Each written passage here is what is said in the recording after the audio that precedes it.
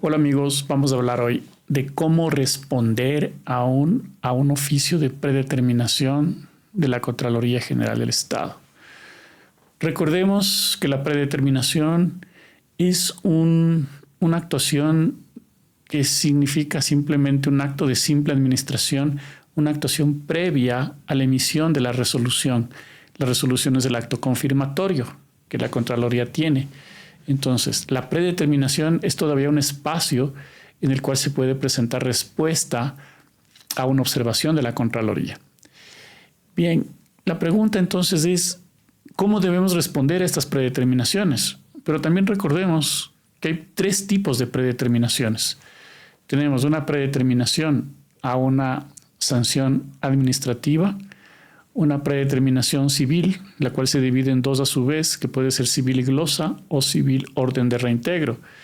Los tiempos para presentar respuesta a cada una de estas predeterminaciones varía, siendo en el orden que expliqué 30 días, 60 días y 90 días plazo. Bien, entonces, teniendo en cuenta que el tiempo es un factor sumamente importante, porque si se pasan el tiempo un día, la Contraloría no les va a recibir respuesta, pues entremos en detalle. Bien, hemos definido brevemente 4 elementos que debe tener esta respuesta.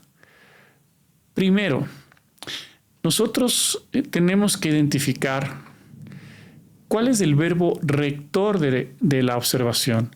El verbo rector es la acción u omisión que la Contraloría dice que ha incurrido el administrado. Entonces, esa acción u omisión siempre tiene un verbo. Entonces, tenemos que identificar el verbo rector. ¿Por qué? Porque esto es lo que hay que atacar y esto es lo que hay que desvanecer.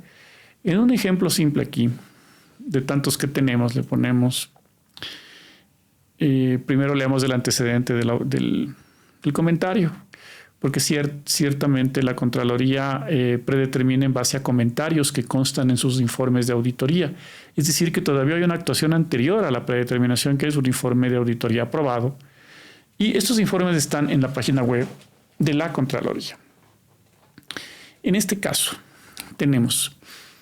nos dice la observación, entrega de documentación a satisfacción de la entidad pública contratante fuera de los plazos establecidos en las notas de pedido.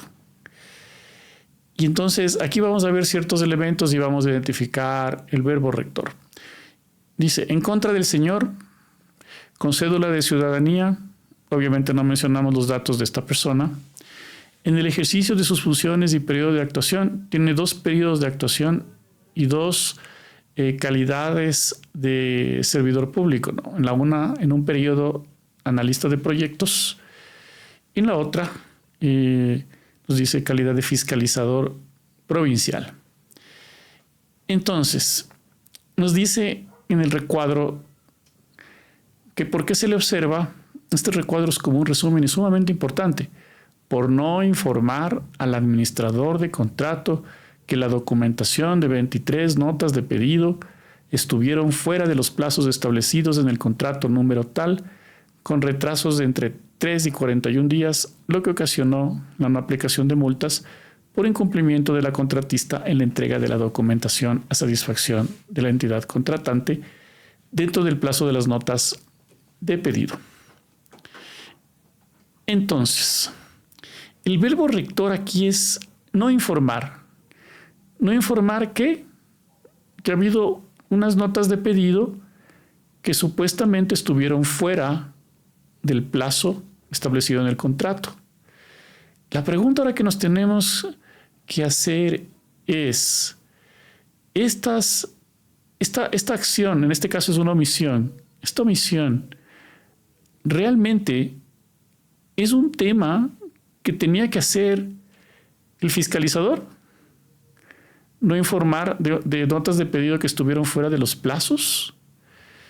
Y normalmente un fiscalizador no informa estas cosas, porque estos son temas administrativos que son parte de la función del administrador de contrato. Miren, por ahí podría estar de entrada una defensa. Entonces, hay que identificar qué es lo que observan y su verbo rector, no informar. Tenemos entonces como segundo elemento la competencia o atribuciones que tiene el administrado que está siendo observado.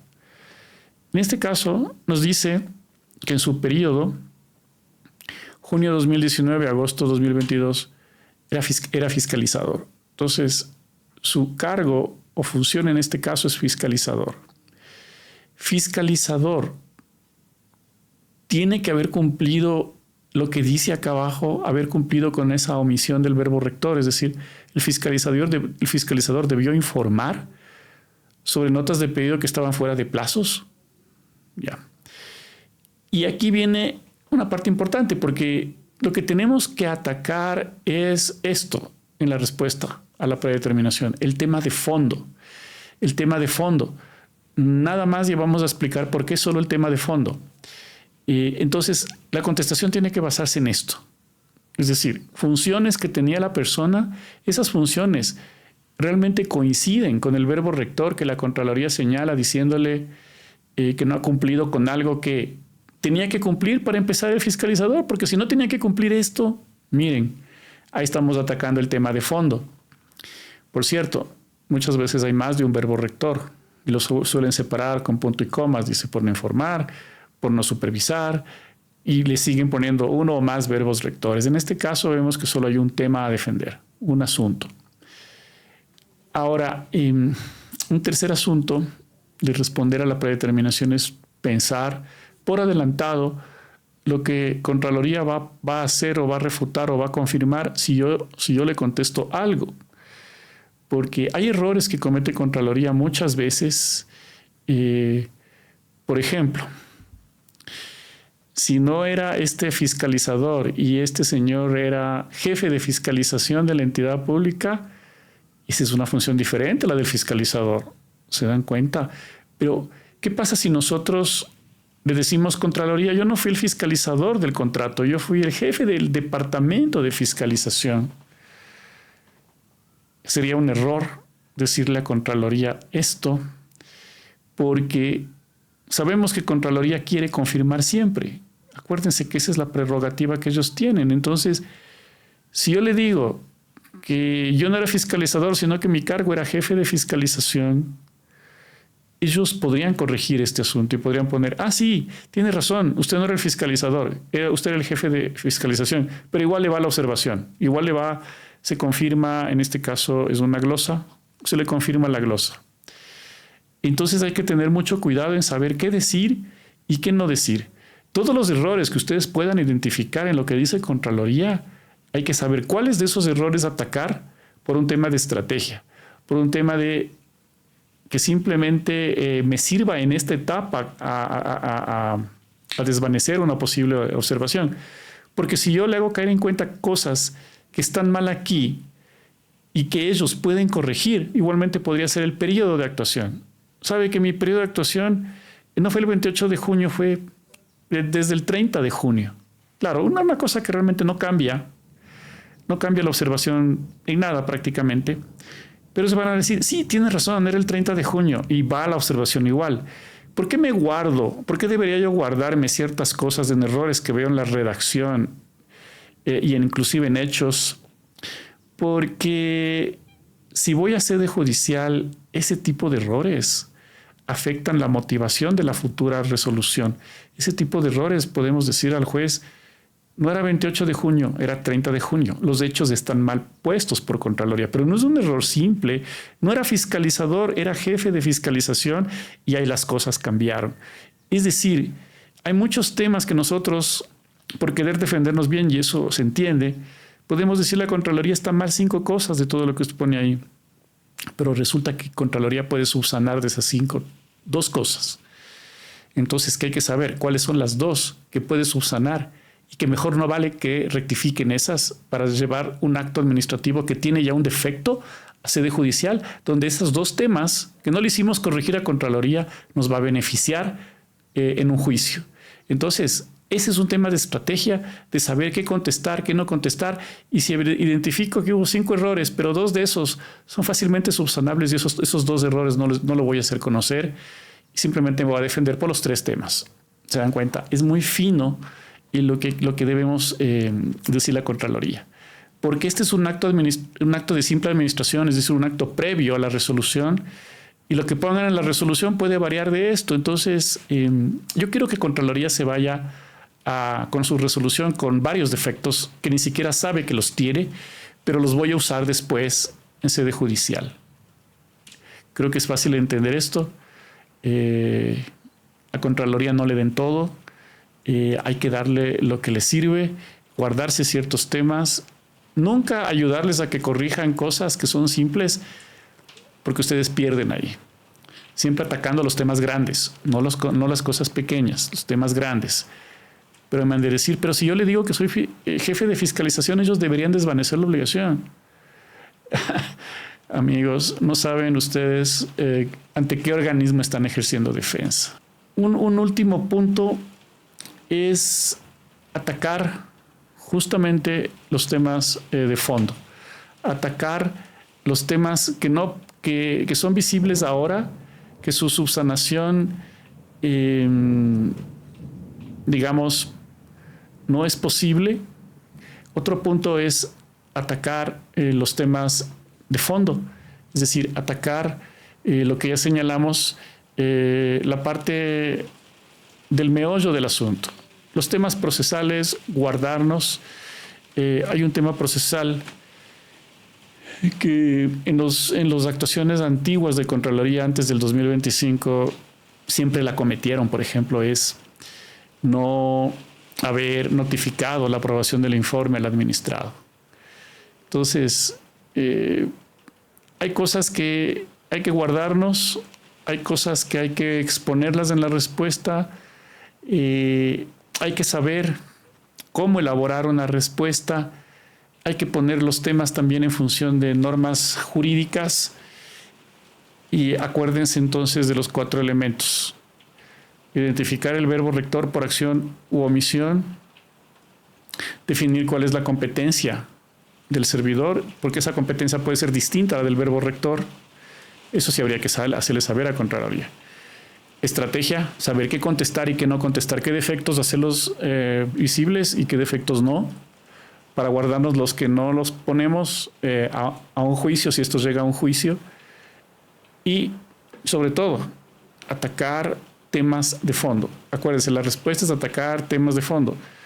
Tal vez una quinta que se me viene en este momento es nunca ponerse con la Contraloría en una pelea directa o en un lenguaje de respuesta agresivo que ustedes le insultan a la Contraloría o a quien le predeterminó, sino más bien siempre la respuesta en términos cordiales, jurídicos, evidenciando hechos y contradicciones que cometieron los auditores, sustentándolo con pruebas. Esa es la forma de hacer una respuesta.